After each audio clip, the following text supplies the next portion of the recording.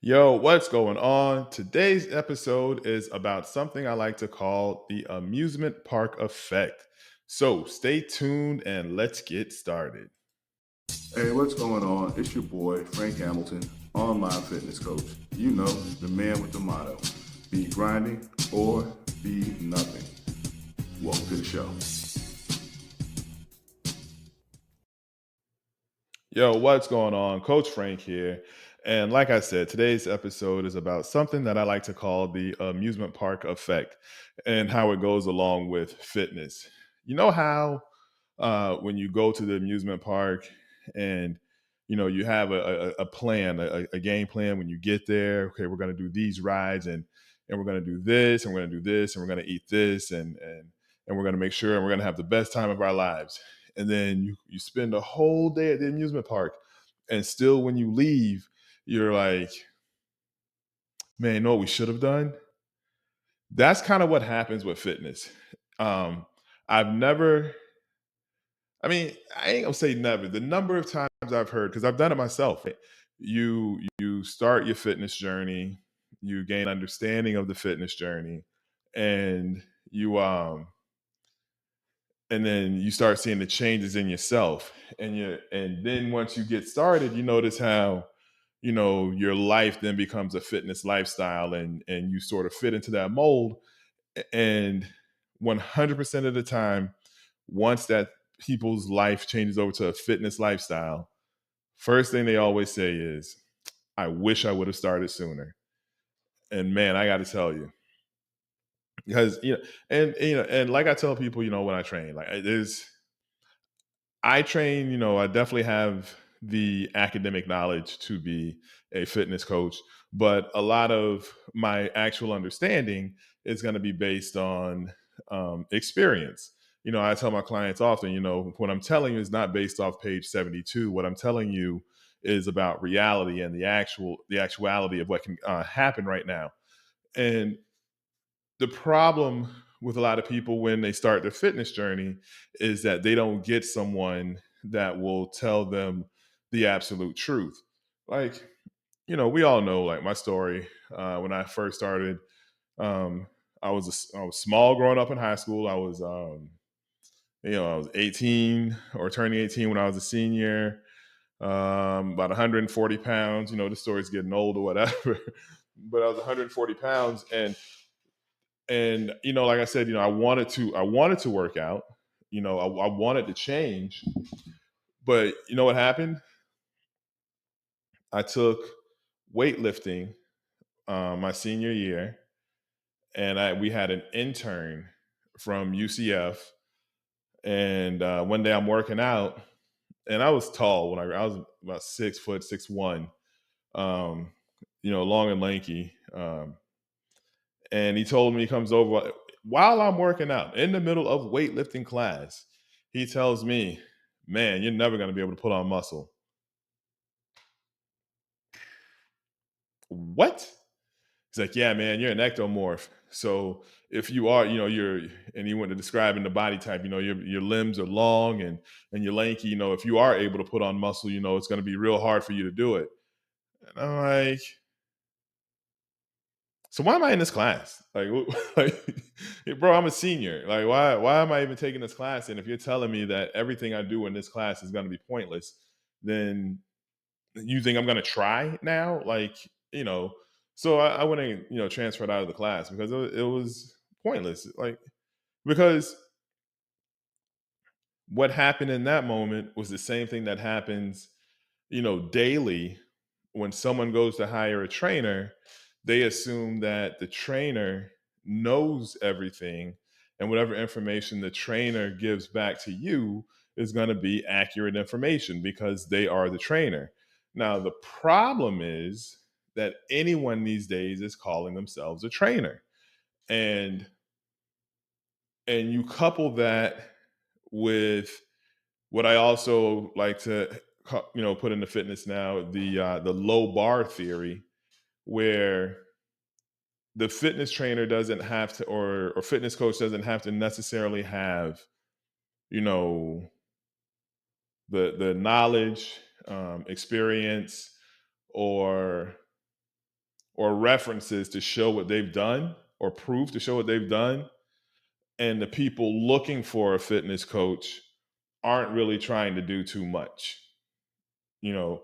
And so you'll get coaches that'll not really explain how to change yourself. They'll just give you like popular exercises that are being done, and then they'll tell you that those will help you, and they'll do like a quick burst of cardio to finish the workout. You'll sweat a little bit, you'll feel intense, and you'll think you've actually worked something, when people are just giving you information, not even necessarily information, just giving you words and phrases, and you've already set a low bar for what you want. Because in fitness, people always ask me, or not always, but not always, but people that are in shape or fit, they'll commonly get the question, "Hey, what's the easy way?" And it's like, shit, man. If there was an easy way, don't you think I would do it? Like, like it's true, things have changed over time, right? um Technology's changed, science has changed, things like that have changed over time. But what's always going to be key, and no matter what happens, is that the only way to grow muscle fibers is to maintain and build time under tension on the muscle fibers. But it's much cooler if, or it's more appealing if you haven't worked out, if I tell you to, hey, go do hip thrust and you're going to get a fat butt, when that's not true.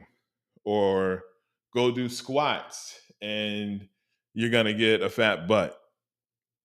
Or go do bench press and you're going to get a big chest. Like it, okay, so one of the reasons that I became a trainer, and the type of trainer that I am, and definitely the reason why like I started this channel, is to make it make sense, right? And to really just do away with the nonsense that a lot of these trainers are saying. Because it's like, so going back to when I was in high school, right? And I'm 17, 18, 6'1", 140 something pounds, right? Instead of this person who has knowledge of the fitness industry because he's teaching my class, instead of him saying, "Man, you're never going to be able to put on muscle," what a good trainer would have come over and done and said was, "Hey, with your particular body type and your frame, for you to put on muscle, you're going to have to make sure that you eat a higher calorie, because you're going to burn a lot of calories, but you're going to need a lot of calories to fill out your frame. And you're going to have to make sure that when you're doing strength training, that you're really focused on the contraction and stress that you're putting on your muscle fibers. Now, you're going to be able to grow, but it's going to take some work, but you'll be able to do it." That's what a good trainer would have done. That's how I approach my clients. Because no matter what size I am, if I'm eating enough to maintain 140 pounds, right? And let's just say I up my calorie intake 1,000 calories. So now I'm 1,000 calories more than what I eat to maintain 140. I'm guaranteed to gain weight. It's it's just scientific fact. If my caloric intake is higher than what I'm burning, then I'm going to gain weight. But you have people that are in these positions to give knowledge to someone that doesn't necessarily have it, and they give incorrect information. you know, it took time for me to learn that no, I can gain weight. I can put on muscle, to the point now where people think like I've always had muscle. And that was never the case. It took time and it took work. But what that understanding did was it brought forth that, to me, how different people are. Like, we know people are different, but people really, really are different when it comes to how exercise and nutrition will affect their individual body. That's like when people ask me, Frank, what's your method and what's your training style? And my answer is the same for everybody. Shit, what's your goal? Because if the only thing I'm going to do is push you to be the best person you want to be, that's my goal. I want to help change your life for the better through fitness. And I want to make sure that you understand the parts of fitness that are going to help you grow: the mental side, the emotional side, and the physical side of fitness. That is my goal. That's what's going to happen because that's what allowed me to understand. Mentally, when people say, what's the mental health? You have to overcome a barrier in the view you have of yourself. Like, um when you're the skinny friend, that's who you are, that is your role mentally, that is your thing. So your actions, when you're in your group of your close people, when you're within your circle, and your role is that of the skinny person, then you adhere to that, the skinny jokes and the comments and things like that. That is who you are. And on the other end of the spectrum, if you're the overweight friend, if you're the heavy friend, you got to also live up to that. Like, that's why, like, when if I train someone and they have a nickname that's associated with their size, we immediately get rid of that nickname. Because mentally, if let's say your name is John, right? And in your circle, they call you Big J because you're overweight, then mentally, you have to always be Big J. That is your identity now. So now you have to fit into that. So, people or trainers, there are people that call themselves trainers that like to give out information. They tell you, hey, all you got to do is eat this amount of calories, and we're going to do this, and you're guaranteed to that. But mentally, if you're stuck on, but I'm Big J, like if I start losing weight, and my friends, they notice my weight loss, are my friends going to still be my friends? Like how does it go from there? And what you have to do mentally, and I help my clients do, is establish what your identity is. Now, you can definitely have a nickname, and you can definitely be Big John, but Big John is not associated with your weight, or it's big in personality. Um, Maybe big muscle, so not necessarily big weight, but big muscle. But mentally, you don't want to trap yourself in the box of being that overweight friend. um, and we've all seen that person in particular groups, or the underweight friend. We've all seen that person in particular groups. So mentally, when you're starting on your road to fitness, you have to look at yourself and think of the things that are holding you back mentally.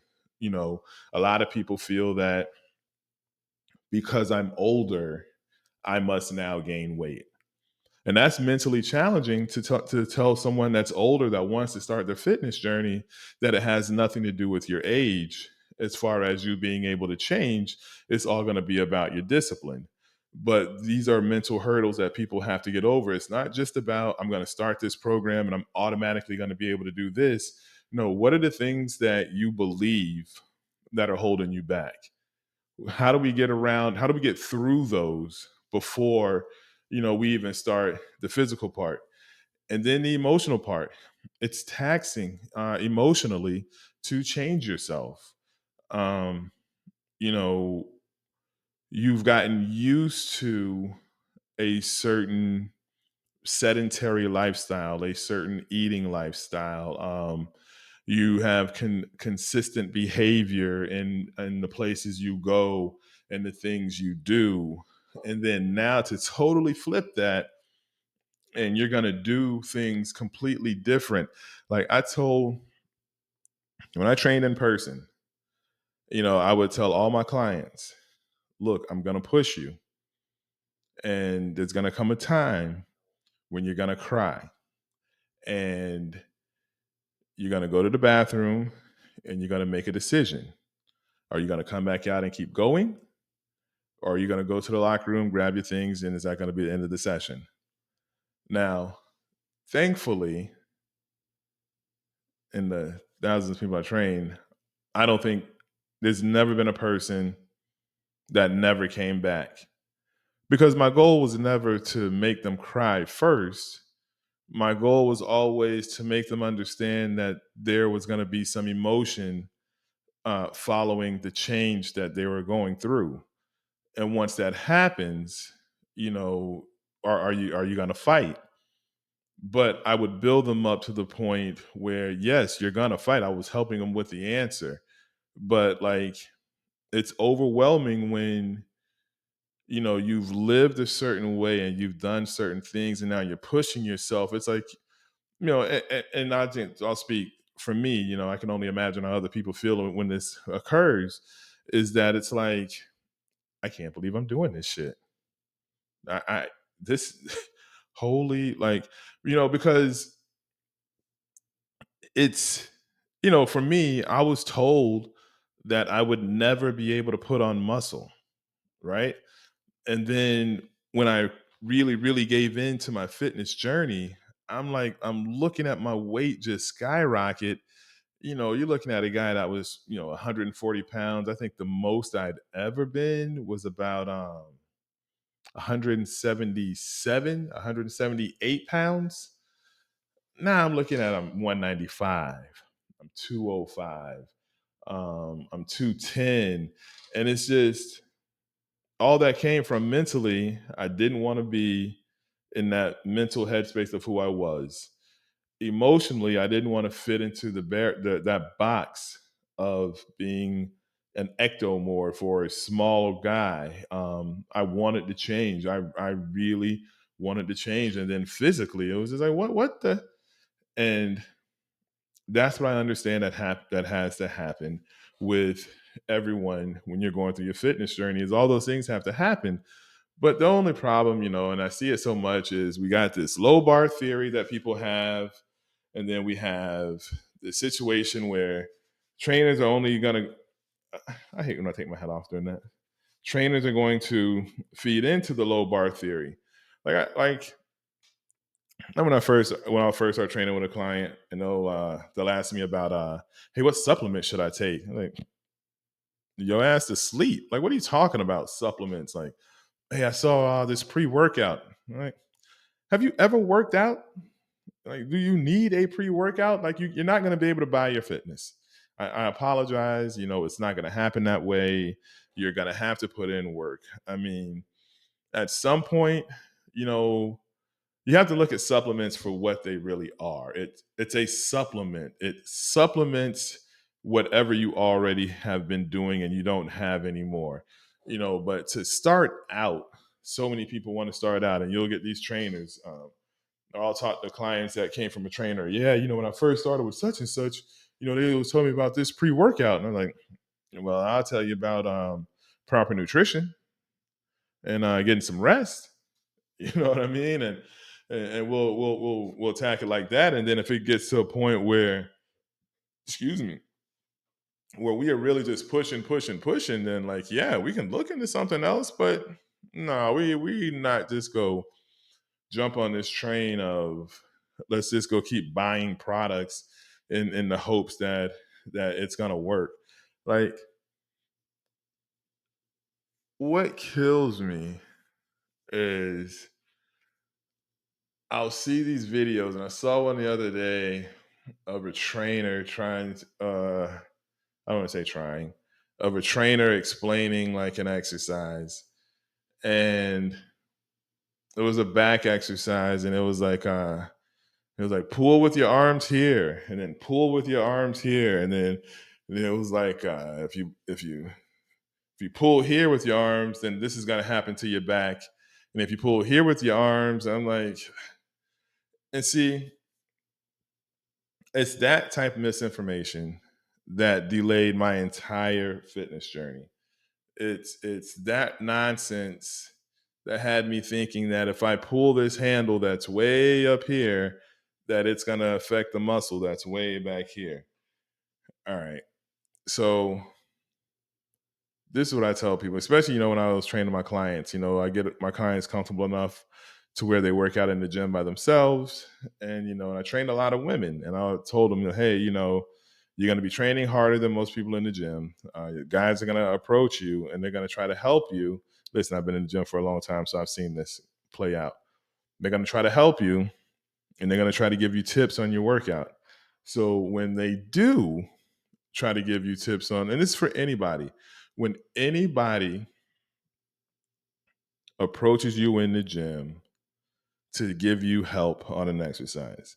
Now, if you're the type person where you're okay with strangers talking to you, not everybody is, but if you're the type person where you're okay with strangers talking to you, hear them out. They may have some information.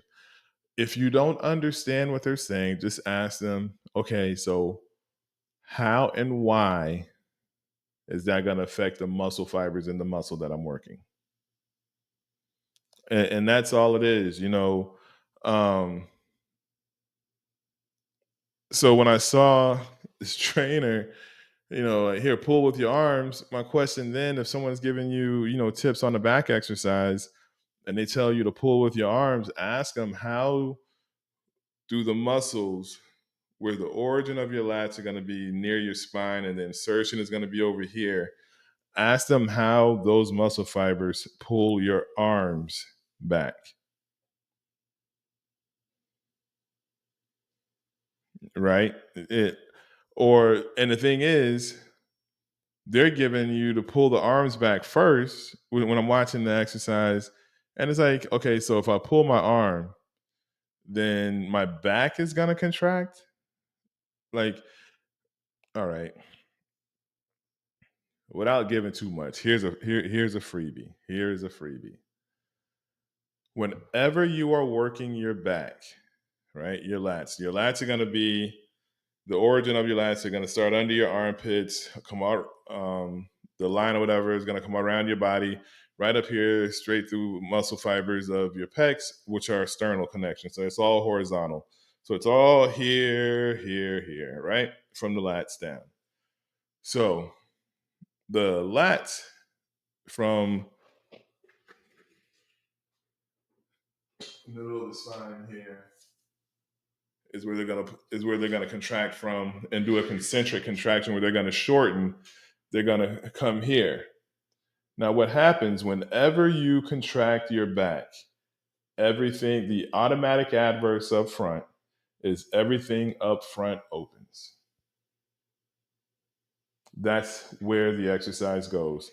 So let's say I'm doing seated cable row. If I pull my arms, you see my chest come forward, my body tilt forward. You don't see any contraction in my back at all. A contraction in my back would be here. But I just pulled my arms, so this is where I am. So, as a tip, if you're doing seated cable row, make sure your shoulders are down. Make sure your elbows are under your armpit, right? First thing you want to do is open the chest. If you open your chest, the automatic adverse is your lats are going to contract. So just open your chest and keep opening your chest. You don't have to squeeze harder on the handles or anything like that. Just keep opening your chest, keep squeezing the back. On the negative, open your back. That's the seated cable row, right? Now, there are quite a few different exercises that you can do for back. Let's say we're doing a lat pull down. Same exact thing. Open the chest, right? If we're doing underhand, we got to tilt back. Open the chest. If we're doing a bent over row, open the chest. It's the same. So you got to make sure that the people that you're listening to when they're giving you information, that they're giving you proper information. The whole goal in the gym is to stress your muscle fibers and is to start the tension on the muscle fibers and maintain and increase that time under tension on those muscle fibers. That's the only way you're going to strengthen the fibers.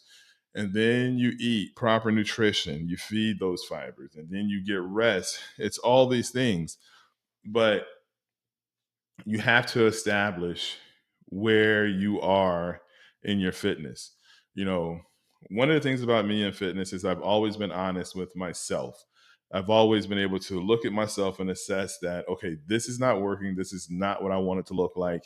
How do I do that? Personally, I feel within the stage of fitness where we're in, a lot of people will focus on the low bar theory, is that, okay, so I don't look how I want to look fitness wise. So what I'll do then is I'll buy some tighter clothes. And it's like that the goals of working out, right? Well, not the goal, but one of the perks of working out is going to be you look better when you're not wearing clothes. If you have to wear tighter clothes to hold your body tighter, then that's not fitness. The only thing you've done is you've set a bar so low that it doesn't matter what your body looks like. You'll just trick it into looking like something. Like I saw this thing on Instagram the other day of like a full male compression shirt type girdle thing or whatever. And it was like an overweight guy that was modeling it. And it's like, look, I don't whatever people are going through on their fitness journey, that's what you're going through. That's fine. That's fine. I get it. I can only imagine how it feels to you for whatever you're going through. The only thing I would say with the marketing on a product like that is dude was marketing it, he was in the gym. So you're in the gym, you're in the building, in the place where you can actually make your body look like you want it to look without having to wear that other device or that shirt thing. For me, you got to make it make sense. Like that's such a low bar to be like, I'm in the gym, and instead of turning around to work out, I'll put on this tight compression shirt and and start doing bodybuilding poses. When I personally, I just don't understand. I was too small when I started working out. I was just way too skinny to worry about any fads, any trends that people were doing. I was never trendy. You know, I was. I just set a standard. I set a bar for myself. I mean, and thankfully, it's definitely going to be your environment. I used to work out with these two dudes, man, Chris and Dave, and then our motto was "Step your game up." So no matter what the fuck we were doing, no matter how heavy or whatever, or how taxing that last rep was, that last set, soon as you finish that shit, step your game up. And it was, when you're pushing people to do those things, it's like when your environment is that tight, where now you got to get better, you got to get better, you got to get better. That's a benefit. But it has to be based on something that you actually want. Like I can say this: the reason my focus so intent, I try so hard to get abs, is my boy Chris just had the craziest abs imaginable, just insane. And so a lot of my driving force was I wanted to look like Chris. I wanted abs like that. And Chris told me that I couldn't. And then I became a professional bodybuilder. I mean, I love the challenge. I'm a competitive person, but your environment will man, like I set I set a bar for myself when I started competing, that I wanted to be a pro. And that bar was set within my environment. Everyone around me, everyone knew what the thing was. So people, prior to me having this goal of becoming pro, like people saw how much I was focused on it. People stopped inviting me to happy hours, to meaningless events. I went to like a couple birthday parties only. There was no drinking. If someone called me, I had, a few friends I would call, like, are you in there, on your way there, or leaving there? And they would only talk to me if I was leaving there. And there, of course, meant the gym. So if I was on my way to the gym, they wouldn't talk to me because they said I needed to focus. If I was at the gym, they wouldn't talk to me. I need to focus. If I was leaving the gym, how was your workout? And these are people that don't even work out. It's just that the bar was set for who I am and where I wanted to go in fitness, that my total environment changed. Like, I remember one time, man, I was at this family's house that I'm really cool with. And it was, I think I'd had a show coming up. I may have been getting ready for a show. And their son, it was after Halloween because their son still had like some Halloween candy. And I'd gone over, I was hanging out with him, and I saw him pull his bag out with the candy. And I asked him for something again. And keep in mind, this kid's probably maybe 8. Yeah, 7, 8 years old, between 7 and 8. I asked him for some of his candy. Like, don't you got a show you're training for? And kept walking. But when you set that bar for yourself, right? When when you look at yourself and you assess yourself, you're like, okay, I'm not where I want to be. And then you go outside with your friends, and your friends don't say anything. Those people aren't your friends. You know what I mean? Like, if you want to start a fitness journey, it's so common that somebody will be like, you're fine, you don't need to. And it's like, that's not your friend. Your fitness journey is your fitness journey. And if you see a reflection of yourself and you're honest